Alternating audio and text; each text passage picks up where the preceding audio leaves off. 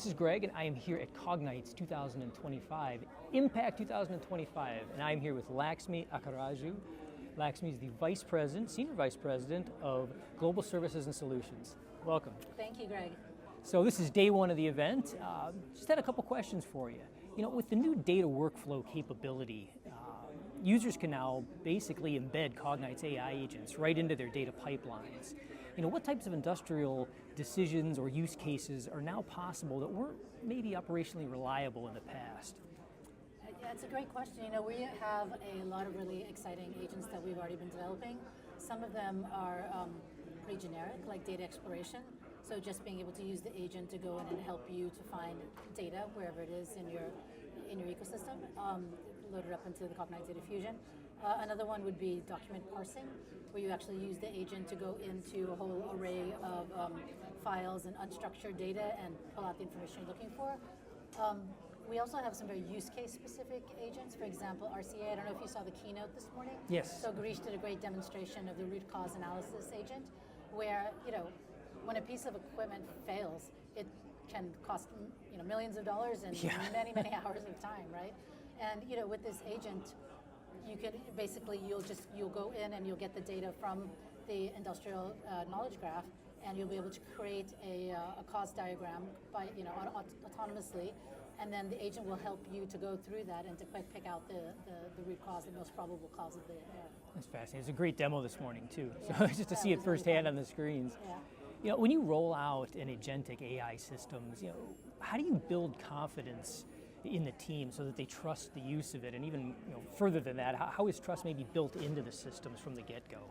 Yeah, that's also a great question. You know, I think with Cognite, one of the keys to trust is the data itself. So because our agents are querying your data, and not only your data, but your data that has been contextualized and lifted into a knowledge graph, so organized and validated. So I think first of all, the fact that the agents are querying a deterministic set of data, your data, that increases the trust, as opposed to, for example, querying the World Wide Web, which could come back with very generic answers at best, or hallucinations at worst, right? But I think the second thing that we do, which is very interesting, is our agents actually show you what we call their thought process. I think some people these days are calling that explainable AI. So basically, when the agent has gone to get the information, it's actually in real time showing you on screen what are the sources they're looking at, why are they reasoning to the answer, to the output that it's giving you. And I think that also helps a lot in the operator's ability to trust what the output is. Well, that makes a lot of sense if it's referencing internal documents or just past historical that they know about too, right? So that, exactly. Perfect. Exactly. You know, I know that the Cognite agents are using auto LLMs now and that logic to choose, you know, models based on context. So how do you guard against, you know, drift or mismatch, you know, when you're deploying these in varied industrial environments?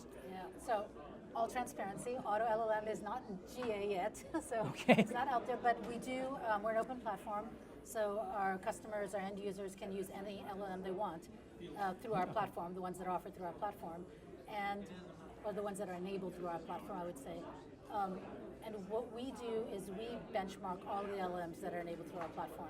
So we are constantly, you know, monitoring them and seeing where they're going, and if we see the possibility of drift, so first of all, we're flagging it. That's the first thing we'll do, is flag it into our system. The second is we're also doing something about it. We are making the adjustments in our code that would be necessary to help to control that drift. And when the auto LLM feature comes out, obviously we will also be doing that autonomously into that. So if our software has helped you to pick out an LLM for your use case, then, and that's the LLM that we're seeing drift in, that would be flagged immediately, and we'd also be working in the background. Got it, so it's a living document or a living approach kind of as it's going along in these iterations. Exactly. Gotcha. So with Cognite's platform, I know you're running on AWS and a whole bunch of other systems and integrations. Alongside those organizations, their own AI and their interfaces, their data tools.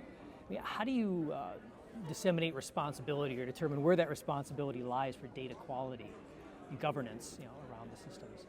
Well, you know, irrespective of what cloud provider you're using or what platform, the data part is always with us. So Cognite is always responsible for the data governance, the data quality, the data validation, the data integrity, and we're cloud agnostic, as you know. So when these other platforms are being utilized, obviously, it's completely open to be able to use their services and in order to enable scalability and performance. But when it comes to the actual data governance, that's sitting with Cognite. So you guys own that piece then, got That's it. right. Okay, so I know with Cognite's agentic knowledge graph, queries enabled, it's multi-step reasoning across industrial data platforms. So how do you see these agents evolving in terms of their ability or self-improving or autonomous operations to adapt to the environment in a production situation? Yeah, no, I think, first of all, we absolutely see them improving and self-learning and all this. I mean, so right now, it is a hybrid, human AI interaction in order for these decisions to be made. So again, the AI agents are not making decisions, they're only providing the information, and then there's a hybrid collaboration to get that. And we believe the AI agents will be learning from this, and so they will increase in their ability to come with better and better information and better recommendations for a decision. So we absolutely believe that. And we also believe that as you're starting to put agents together, you can almost think of it as kind of like a workforce, a fleet of agents that are being put together, and you'll have to be able to manage that as well. And by the way, not just Cognite agents, we also envision that there'll be client agents or third-party agents, that all of these will work together in a fleet and enable each other. It's going to be fascinating to watch that evolution occur, indeed. So many customers have their own, kind of to that point, they have their own AI or their own analytic stacks. I mean, how do you keep the ecosystem open so that they can plug in their tools rather than being locked in, so to speak? Yeah. Openness is our DNA. So Cognite is all about open. It's whatever cloud provider you want, it's whatever LLM you want, it's all the data sources you want, and we will extend that when it comes to AI agents as well. So already now we're using MCP, which is one of the emerging technologies for being able to have this interoperability. So I mean, in the future, clearly no one actor is going to be able to control the entire AI stack. So Cognite will be provisioning for that. We are, as I said, we're already using MCP internally. We will be enabling that as well as clients and third parties want to connect with the agents that we have. And we'll be following this technology to make sure that we continue to be an open platform also in this area and have that type of interoperability. Oh, it's been exciting to watch the evolution, so I look forward to seeing where it leads.